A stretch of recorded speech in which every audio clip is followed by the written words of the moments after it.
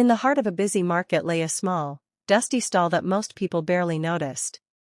It belonged to Arman, a 16-year-old boy with hopeful eyes and a life full of struggles.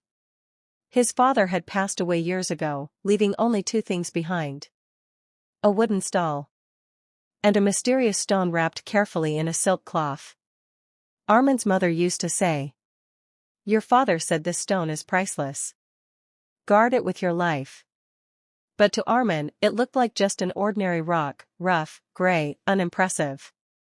Still, he kept it safe, mostly out of love for his father. Every day, Arman worked long hours selling cheap trinkets, keychains, marbles, tiny toys. He watched people pass by, laughing, shopping, living their lives, while he counted every rupee to make sure he and his mother had enough to eat. Sometimes, he wondered if fate had forgotten them.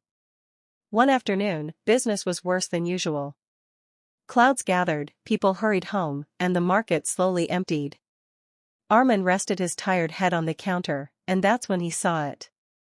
A rich man in a crisp suit, gold watch gleaming, browsing nearby. A sudden thought struck Arman. He quickly took out the stone his father had left and approached the man nervously. "Sir, would you like to buy this stone?" The man glanced at it and laughed loudly. "This? It's just a dirty rock. Throw it away, boy." Arman felt embarrassed. He wrapped the stone again and put it back. The next morning, he went to a jeweler's shop, jewels glittering behind glass, chandeliers shining like stars. Arman's heart pounded as he unwrapped the stone. "Will you buy this?" he asked quietly. The jeweler examined it with a magnifying glass.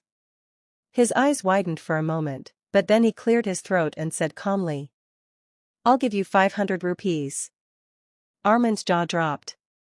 That was more than he made in a week. But something inside told him the jeweler was hiding something. He politely refused and left, confused but hopeful. The following day, he went to a gemstone merchant, an expert known to judge stones with a single look. The merchant held the stone up to the light. His hands began to tremble. "Where did you get this?" he asked in shock. Arman swallowed it. "It was my father's." The merchant's voice was almost a whisper. "Son, this is a rare sapphire. Worth at least 10 lakh rupees, maybe more." Arman's heart skipped a beat. 10 lakh? That much money could change his entire life.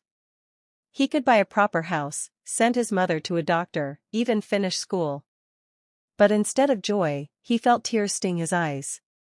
All those days he thought he was poor. All those years he believed he had nothing.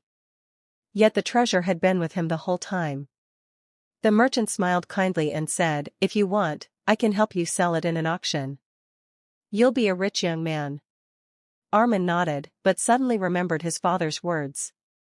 "This stone is priceless." Priceless didn't mean expensive. It meant value beyond money. Arman decided to sell only part of the stone, a small piece cut from the side. Even that tiny piece earned enough to give his mother treatment, rebuild the stall into a proper shop, and return to school. He kept the rest safely, not as a jewel, but as a reminder.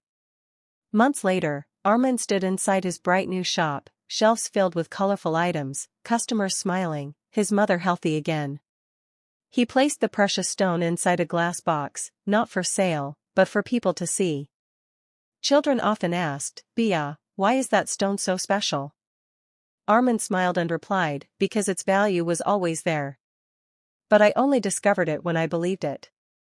He would then add, "Sometimes, we are the priceless stone. But we don't realize our worth until the right person sees us, or until we see it in ourselves."